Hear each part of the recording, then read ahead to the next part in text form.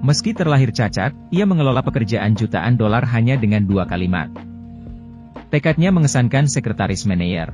Give me the area nobody wants. If I can sell it, you're a hero. Ia mendapat pekerjaan sementara sebagai penjual dari pintu ke pintu sesuai keinginannya. Nama pria itu adalah Bill, dan dia lahir dengan cerebral palsy. Tulang punggungnya yang melengkung membuatnya tidak berdiri tegak. Dia hanya bisa menyimpan satu tangan di belakang punggungnya selamanya, dan cara berjalannya sangat lucu. Namun, pria aneh yang tidak bisa berbicara dengan jelas. Mengandalkan moto 4 karakter yang diberikan oleh ibunya. Ditambah dengan usahanya sendiri. Untuk menjadi juara penjualan nasional. Jika ada film yang bisa dijadikan sebagai harta karun kehidupan, maka saya sangat merekomendasikan cerita pantang menyerah ini. Now listen, it takes people a wee bit longer to warm up to you. Just be patient, patient and persistent. Di hari pertama bekerja, ibunya mendorongnya untuk tidak gugup. Tetapi melihat komunitas yang aneh, dia masih sangat gelisah. Dia memberi isyarat kepada ibunya untuk pergi agar dia tidak punya jalan keluar. Jadi dia dengan tegas memulai rute penjualan yang paling sulit. Ketika dia datang ke rumah pertama, dia langsung diabaikan. Pria di rumah kedua adalah seorang pecandu alkohol. Dia ditolak sebelum dia selesai memperkenalkan produk. Lalu datang ke rumah ketiga. Ekspresi menyimpang saat berbicara membuat anak klien menangis. Namun untungnya klien keempat dengan sabar mendengarkan penjelasannya. Tetapi dia tidak ingin membeli barang-barangnya. Tetapi dia merasa kasihan padanya dan ingin memberinya sejumlah uang sebagai tanda penyemangat. Namun yang diinginkan Bill adalah kemandirian, bukan sedekah dari orang lain. Oh, please take it. I don't need charity. But you need spot remover. Look at your couch. It's appalling. Membuat suasana hatinya jatuh ke bawah. Untungnya, bekal yang disiapkan ibunya memberinya energi lagi. Kesabaran dan kegigihan di atas adalah moto 4 karakter yang diberikan ibunya. Bill tersenyum dan melanjutkan perjalanan penjualan dari pintu ke pintu. Akhirnya, dia bertemu dengan seorang wanita yang tinggal sendirian. Kesabaran dan senyuman wanita itu membuat Bill melihat harapan. Tetapi dia tidak terburu-buru untuk memperkenalkan produknya.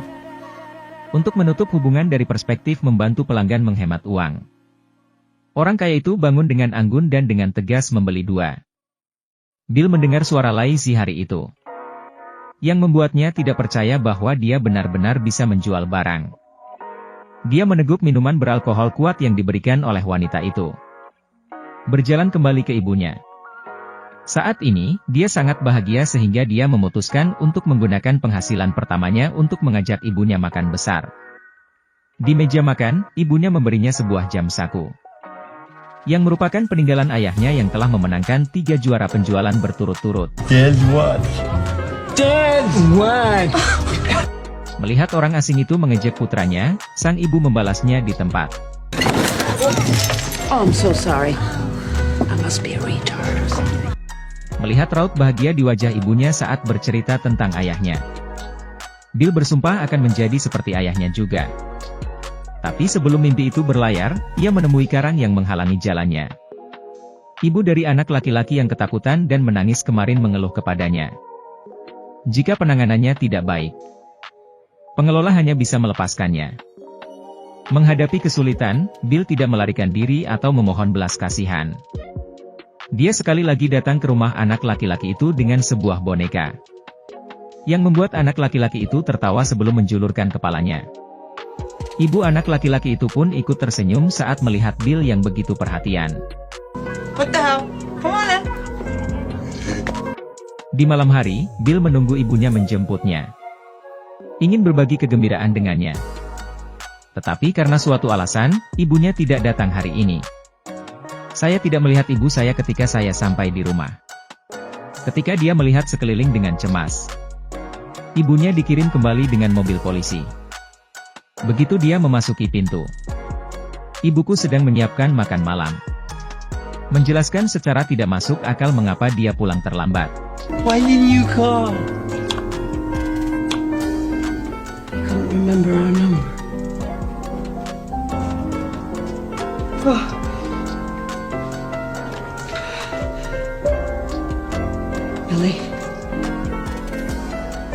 I think there's something wrong with me. Sang ibu menangis di pelukan Bill. Mereka semua menyadari bahwa sang ibu mungkin menderita penyakit Alzheimer. Satu-satunya tempat berlindung yang aman yang dulu mereka miliki sekarang harus dijaga sendiri.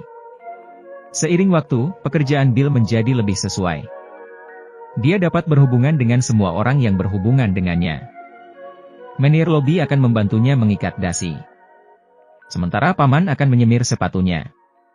Selain memberi tip, dia juga akan berbagi kebahagiaan dengan teman-temannya. Tetapi ibunya tidak ada di rumah, jadi dia hanya bisa makan sendiri. Bill pergi ke panti jompo untuk menemui ibunya kapanpun dia punya waktu. Tetapi ibunya tidak senang di sini, jadi Bill membuat pilihan yang menentukan. Where's my mother's suitcase? Suitcase? We're leaving.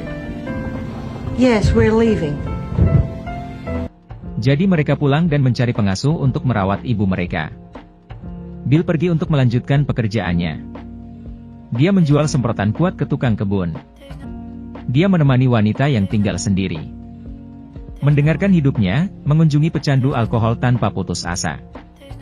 Dengan baik hati membantu keluarga yang selingkuh. Hanya mengambil anak-anak yang tidak bersalah. Lalu mencoba untuk menemukan cara untuk menyesuaikan konflik lingkungan. Tetapi ketika dia sampai di rumah, pengasuh yang tidak dapat diandalkan itu membuat rumahnya berantakan. Bill harus mengirim ibunya ke panti jompo yang lebih maju. Sang ibu sangat sedih. Dia tidak pernah berpikir bahwa suatu hari nanti dia akan menjadi beban bagi anaknya. Lihat melalui hati ibu. Bill meyakinkan ibunya. Bill sekarang bisa merawat ibunya. Well, now we're even.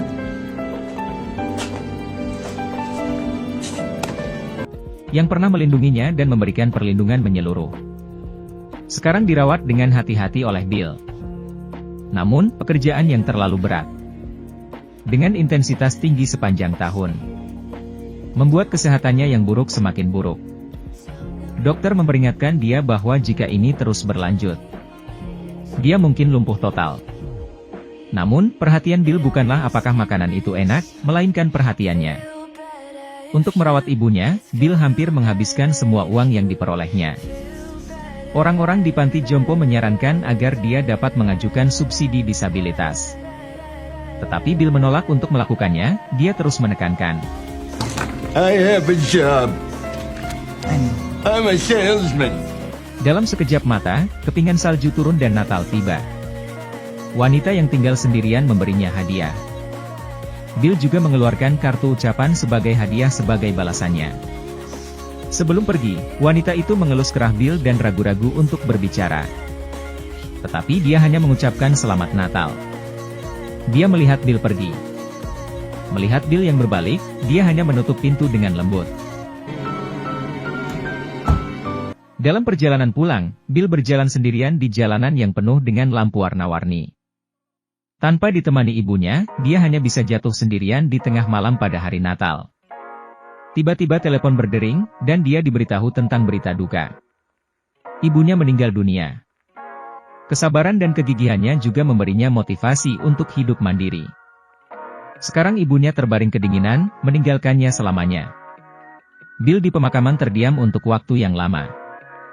Di halte bus, dia melepas sal hitam dan melanjutkan pekerjaan penjualannya. Namun ketika saya datang ke rumah klien dan melihat bayi dalam gendongan wanita itu, semua kesedihan langsung menyergap hati saya. Dia tidak ada sama sekali. Are you alright? I'm sorry.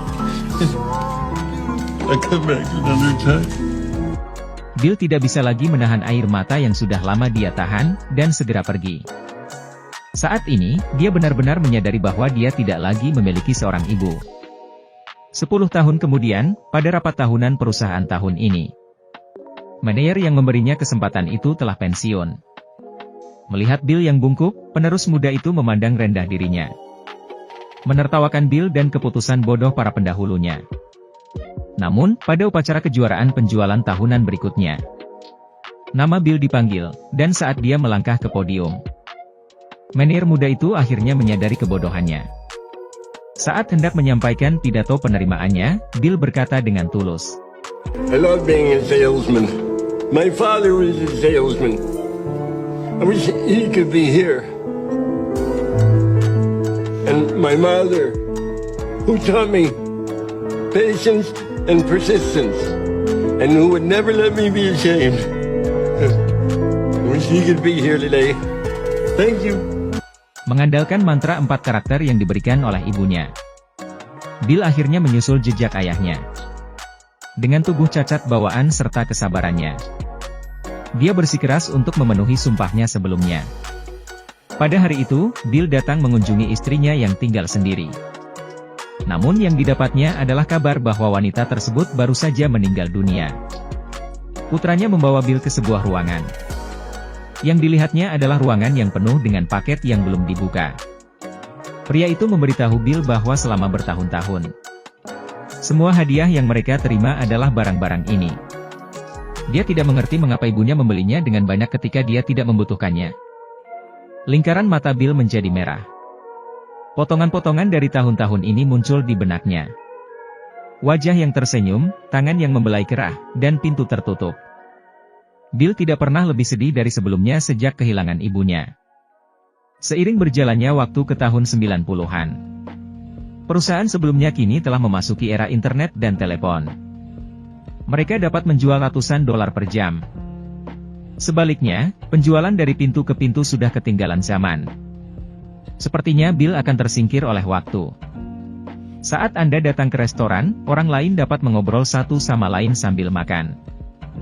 Anda dapat menggunakan komputer untuk menyelesaikan pesanan. Tetapi Anda tidak dapat menggunakan hal-hal ini sama sekali. Dia kembali ke perusahaan lagi.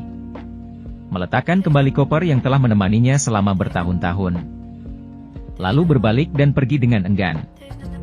Dengan pensiunnya Bill, departemen penjualan dari pintu ke pintu menghilang sama sekali.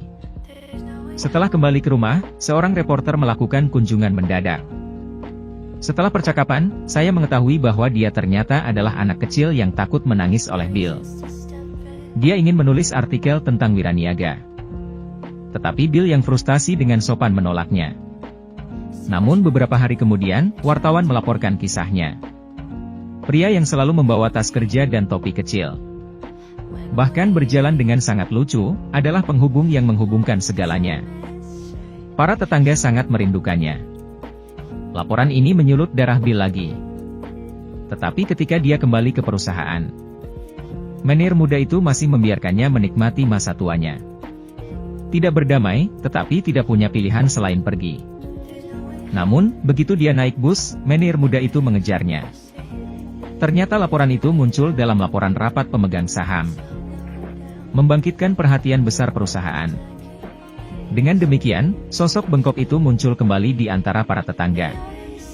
Berbagi, tersenyum, menyampaikan, dan memberkati judul film berjudul Never Give Up. Film ini diadaptasi dari pengalaman nyata. Bagi Anda dan saya yang baru saja melangkah ke masyarakat, saya harap Anda ingat bahwa orang lain membutuhkan waktu untuk memahami Anda. Yang perlu Anda lakukan adalah bekerja keras dengan kesabaran dan ketekunan. Maka pondasinya kehidupan akan diletakkan sangat solid.